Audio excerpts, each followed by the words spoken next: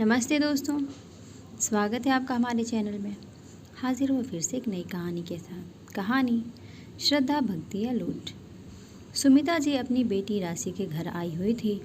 तभी नीचे सड़क पर कुछ लोगों के भजन कीर्तन की आवाज़ सुन तीसरे तले की बालकनी से झांककर देखते हुए बोली, बेटा इनको कुछ दक्षिणा देकर आती हूँ। हर दिन देखती हूँ ये लोग घूमते हुए जाते हैं तो मन करता है। माँ तुम नहीं जानती हो, ये लोग ठग होते हैं। तुम्हारे जैसे श्रद्धालु इनके झांसे में आकर सब कुछ गंवा देते हैं। राशि समझाते हुए बोली, पर सुमिता जी की जिद देख वो ज़्यादा मना ना कर पाई। सुमिता जी नीचे जल्दी गई। सुबह का वक्त था। राशि अपने काम में व्यस्त थी। कुछ ही देर में दो जवान बाबा टाइप के लोगों को लेकर सुमिता जी ऊपर आ गई। साथ में वो अपार्टमेंट का गार्ड भी खड़ा था और वो बाबा के घर के अंदर हाल में आकर ज़मीन पर आसन बिछाकर रम गए। साथ ही साईं बाबा की तस्वीर रख अगरबत्ती जलाकर पूजा करने लगे। सुमिता जी राशि की प्रतिक्रिया बखूबी जानती थी, इसलिए वो धीरे से आकर राशि से बोले, बेटा जब मैंने पैसे देकर आ रही थी तब ये बोले, माता आप मत अन्नपूर्णा का अवतार हैं, आपके घर से कोई खाली हाथ नहीं जाता, आपके हाथ की चाय पिला दीजिए। मैं बोली ये मेरा नहीं, बेटी का घर है। वो मेरी मनसा समझ बोले, चलिए घर पर आपके बच्चों को भी आशीर्वाद दे देंगे। मैं मना ना कर पाई और सोची नीचे ही गार्ड के पास बिठा दूं, पर वो बार बार बच्चों को आशीर्वाद देने की बात कर रहे थे तो मैं मना नहीं कर पाई।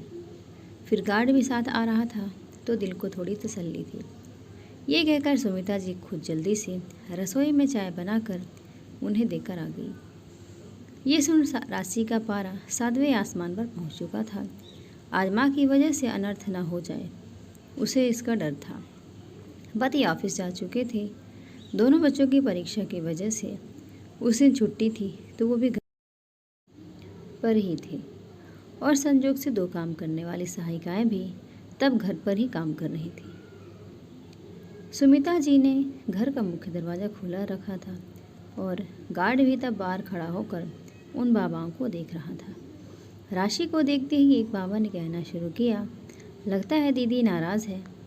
और फिर बहुत सी ऐसी बातें कही जो कुछ सालों में वाकई हुई थी, पर राशि को उन पर यकीन होने की बजाय गुस्सा आ रहा था।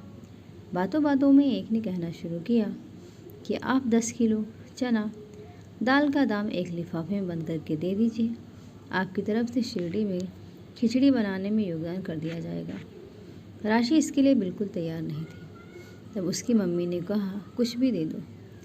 माँ को धीरे धीरे कहता देख एक ने कहा, दीदी अपनी मर्जी से देगी, माता आप ना कहें। राशि वाकई में समझ नहीं पा रही थी, करे तो क्या करे। फिर भी भगवान के नाम पर उसने लिफाफे में कुछ रुपए रखकर उन्हें देने गई। दीदी इतने में 10 किलो आ जाएगा, एक ने कहा। मुझे भाव नहीं पता, श्रद्धा से जो दे दिया वो रख लो, राशि ने कहा। ये आपकी श्रद्धा है, एक ने पूछा। मेरी श्रद्धा पर आप सवाल करने वाले कौन हैं? ये मेरे और भगवान के बीच की बात है। चलिए अब आप निकलिए यहाँ से। वो तो मेरी माँ आपको लेकर आई, अन्यथा मैं आप जैसे लोगों से दूर ही रहती हूँ। राशि गुस्से में बोली, अरे दीदी आप तो गुस्सा हो रही हैं। चलिए जो दिया उसके लिए धन्यवाद, कहकर वो चल दिए।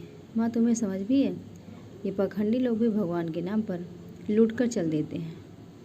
वो तो गनीमत है कि इस समय हम सब घर पर हैं, दरवाज़ा खुला हुआ है। ये जो अगरबत्ती वो जलाते हैं उसमें बेहोशी की दवा मिला, बेहोश कर सब लूट कर चल देते हैं। राशि गुस्से से बोली। गार्ड उन दोनों को नीचे छोड़कर वापस ऊपर आया।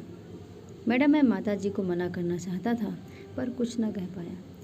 ये लोग ऐसे ही लोगों की भावनाओं से खिलवाड़ करते हैं और लोग झांसे में आ जाते हैं। वो तो मैं ही माता जी को बोला, मैं भी साथ में चलता हूँ, अब आगे से ध्यान रखिएगा। गली में ऐसे बहुत किस्से हो चुके हैं, कहकर गार्ड चला गया। बेटा मुझे क्या पता था ये चाय पीने की बात कर घर तक आ जाएंगे। अब मैं कभी भी इनके झांसे में नहीं आऊँगी। सुमिता जी को कुछ सामने हुआ जो वो देखकर समझ गई थी। बेटी और गार्ड सही कह रहे थे। वो उनकी बातों में आकर बेटी के घर तक उन्हें लाकर बहुत बड़ी गलती कर चुकी थी। दोस्तों ये महज एक कहानी नहीं है बल्कि एक सच्ची घटना है और ये कहानी आपको कैसी लगी ज़रूर बताइएगा। लाइक करिएगा, चैनल पर नए तो चैनल को सब्सक्राइब करिएगा। धन्यवाद।